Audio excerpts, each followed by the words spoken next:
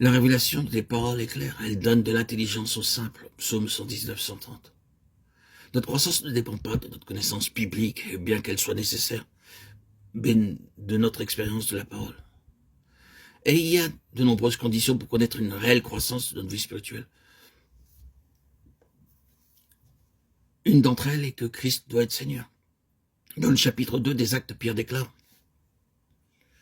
Dieu a fait Seigneur et Christ Jésus que vous avez crucifié. Acte 2, 36. Dieu a établi son Fils Seigneur, et ce que Dieu a fait dans le ciel, nous devons aussi le faire en nous, à savoir établir Christ, le Fils de Dieu,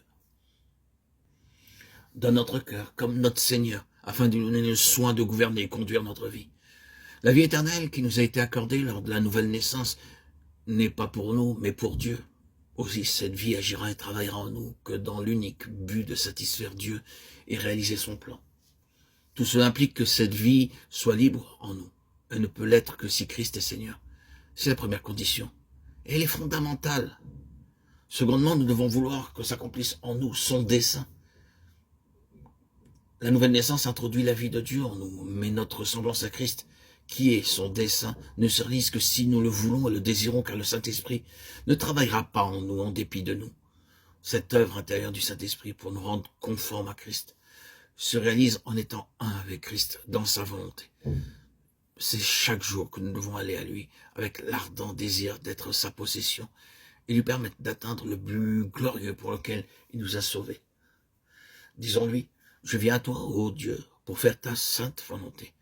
C'est sur cette base-là que s'accomplira en nous ce dessein. Car ceux qu'il a connus d'avance, il les a aussi prédestinés à être semblables à l'image de son Fils. Romains 8, 29. Notre croissance dépend de notre obéissance à mettre en pratique ce que nous entendons. Nous devons consacrer chaque matin du temps à la lecture de la parole de Dieu. Nos journées doivent commencer à genoux et se terminer à genoux.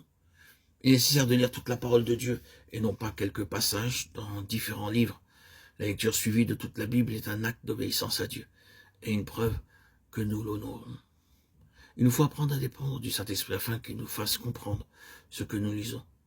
Nous avons besoin d'aller au Seigneur avant notre lecture. Oh Seigneur, donne-moi de bien comprendre ce que je lis, parle-moi, enseigne-moi, et selon ta parole, ouvre mes yeux pour que je contemple les merveilles de ta loi. Psaume 119, 18. Il nous faut bien sûr également avoir un temps dans la prière, et il est important que nous apprenions à nous présenter devant Dieu. Nous devons placer par la foi sous l'aspersion du sang de Christ et de son autorité, reconnaissant ainsi sa souveraineté. 1 Pierre 1, 2. De plus, un ordre chronologique qu'il convient de respecter est à suivre et de confesser ses péchés suivant 1 Jean 1, 9. Nous purifier de notre conscience par le sang selon 1 Jean 1, 7 et Hébreux 9, 14. S'offrir entièrement et joyeusement au Seigneur en holocauste pour qu'il prenne entièrement possession de nous pour sa seule joie. Romains 12, 1, 2. 1 Corinthiens 6, 19, 20. 2 Corinthiens 5, 14, 15. S'identifier par la foi dans la mort de Christ quant à notre vie propre, Romains 6, 3 à 6 et 6, 11. Dieu me voit comme mort à ma nature déchue et comme vivant pour lui en Christ. Il me faut adorer le Seigneur, lui exprimant mon profond désir de faire sa volonté et ma joie d'être à lui.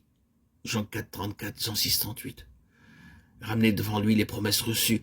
1 Thessaloniciens 5, 24. S'attendre à lui pour qu'il montre tout détail de son plan nous concernant. Ésaïe 46, 10. Intercéder en faveur des âmes perdues.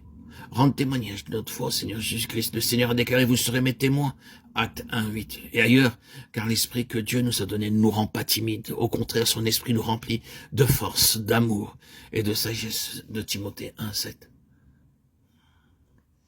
Que nous soyons à l'école ou au travail, nous devons saisir les occasions pour rendre témoignage de notre foi au Seigneur Jésus-Christ et dans son sacrifice accompli en notre faveur. Rendre témoignage de notre foi produit en nous un élargissement spirituel, de l'assurance et fortifie notre foi. Nous ne devons pas craindre les moqueries ni les injures.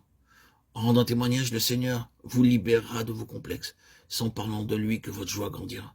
C'est ainsi que vous expérimenterez une véritable émancipation intérieure.